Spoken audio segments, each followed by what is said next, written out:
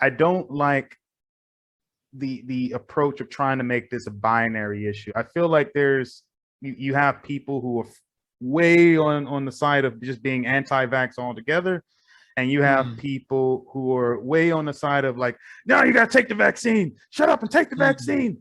And then you have mm. people in the middle is like, you know, can we talk about this? Like, Yeah, yeah, yeah. And you know what? To go along with what you're saying, it's like I try to look at it from the other person's perspective, like what it looks like. And I could see if you're hesitant and somebody's like, hey, do it. Hey, you're gonna be like, hey, wait a minute. You know what I mean? yeah, Like, slow down. This is a little bit, you're getting a little bit too excited about this, man. You know what I mean? Why is it, and that is a thing I think about faith in general. Like if you're talking about, like I always say this about religious faith, the people who have a lot of religious faith don't really need other people to believe what they believe in order to really believe it. But often people who've got like a little bit of faith, but not enough, are really invested in you believing it too, because that affirms their faith. You know what I'm saying? mm, And I think a little bit of that comes into play here, whether you have people telling you not to get it.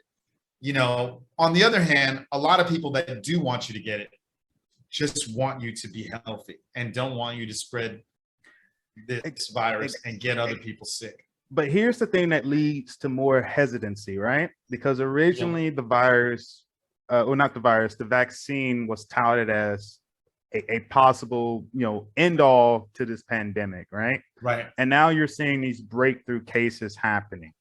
Now, it's true there weren't a large number of scientists and doctors going out saying, hey, listen, if you get this vaccine, zero chances of you getting COVID, right? The messaging Yeah. has been the vaccine is to prevent hospitalizations, or the Yeah. severe symptoms of the virus. Yeah. But you have other people who are, supposedly on the side of science that have been touting this as a cure, right? As the end all, the solution to the pandemic. And I feel like when you do that and your whole goal is to convince people who are skeptical of the vaccine to take it, you're doing a Yeah. disservice to yourself if that's your Yeah. goal, right?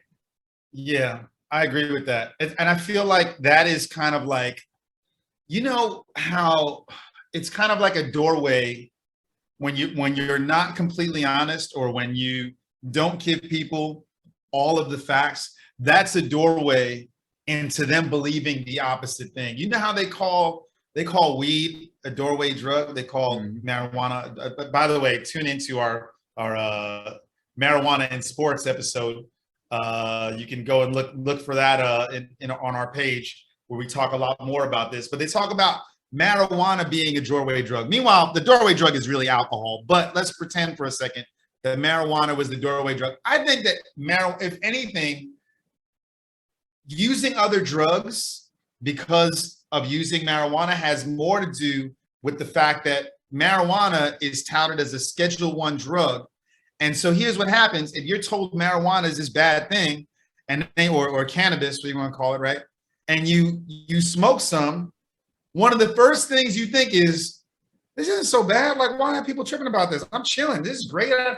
I love everybody around me. This music sounds good. These Doritos are about to be the bomb. So and all of a sudden you start questioning, well, shit, if this is all right, then what about this? What about acid or mushrooms or cocaine or heroin or crack? You know what I'm saying? So if there's a doorway at all, it's the fact that people don't have enough information to make smart decisions. So same way, if you tell somebody that this thing is a cure, like if you take this vaccine, you're never going to get COVID-19 and you don't have to worry about spreading it. And then they find out that's not true. Now that is going to be a lot of fuel for them to believe some other information that might be completely wrong. So there has to be a little bit more transparency about this issue and what these things do. Exactly. And we need to be more transparent about the side effects of the virus too. Like you've had reports of women getting blood clots from AstraZeneca. Although so I read one Shout out study to that my said Jamaican folks, blood clots. Shout out to my Jamaican folks. Before we go on, I'm gonna say a little.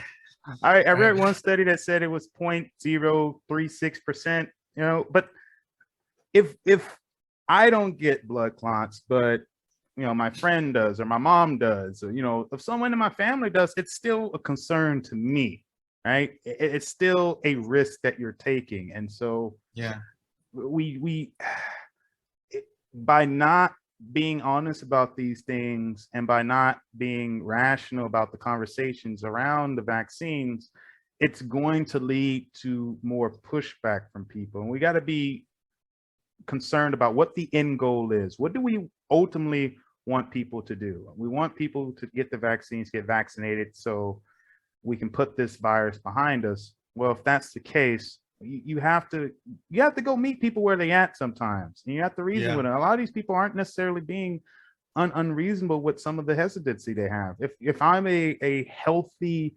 25-year-old, honestly, the COVID-19 probably is not going to kill me.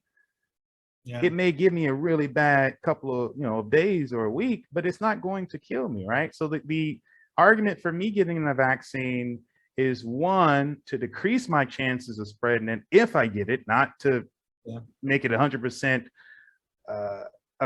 against me spreading the virus, like make it where I'm not going to spread it at all, but it does decrease the chances. And if I do get it, it decreases the chances of me having to go to the hospital or just being really, really sick. Yeah. I don't know. I feel like the damage has already been done. I just don't, I really, like, I'm going to take it over to another, but I just don't, it's interesting what people are willing to gamble with and how people are willing to place their wagers. I used to work in the casino gaming industry. So this is very, it was very interesting to me there, how people would be willing to make a bet over and over again on something that's 50-50, because it's just like, but even in a case like this, it's not even 50-50. It's like, if you see that X amount of people are being hospitalized for having COVID-19 versus X minus Y people being hospitalized for getting the vaccine and not having coronavirus, it's interesting that people feel that driven to do that. I guess, it's all about believing in yourself to a degree. Like, nobody feels like, this shit ain't gonna be me. You know what I mean? I'm good. I'm healthy. You know what I mean? It's like nobody wants to, shit, I ain't no punk. I don't need no damn vaccine. I'm tough. This intense struggle.